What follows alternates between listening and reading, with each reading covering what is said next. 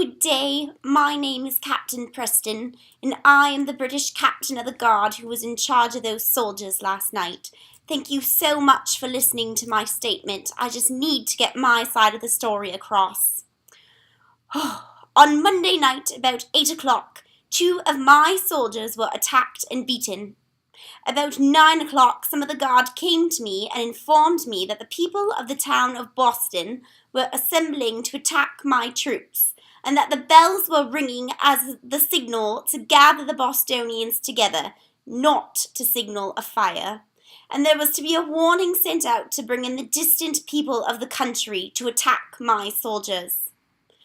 On my way there, I saw the people in great commotion, and heard them use the most cruel and horrid threats against my British troops. They immediately surrounded the guard who was there, and with clubs and other weapons threatened to execute their vengeance on him. I was soon informed by a townsman their intention was to carry off the soldier from his post and probably murder him.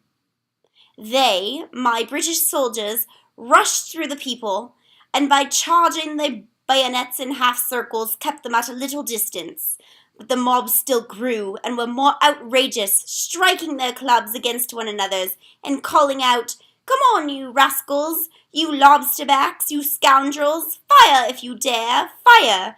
We know you don't dare." And much more such language was used. At this time I was between the British soldiers and the mob, trying to make peace and using all my power to persuade them to leave peaceably, but it did no good. The mob of colonists moved forward to the points of our bayonets and even touched them with their clubs. At this time, a well-behaved soldier asked me if our guns were loaded and ready to fire. I replied yes. They then asked me if I intended to order the men to fire on this mob. I answered no, by no means.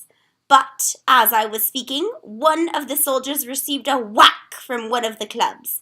He was dizzy and slipped a little, turned to the side, and instantly fired his weapon. I turned to him and asked why he fired without my order, but as I turned, I was struck with a club on my own arm.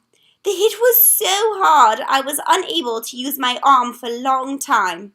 The hit was so strong that had I been hit on the head instead of the arm, I would probably be dead now. At this time, my soldiers were being attacked by a great number of heavy clubs and snowballs being thrown at them. All of our lives were in danger.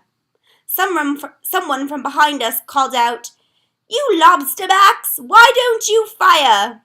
Instantly, 3 or 4 of the soldiers fired one after another, and right after that, 3 more fired in the same confusion and hurry. Then the mob ran away.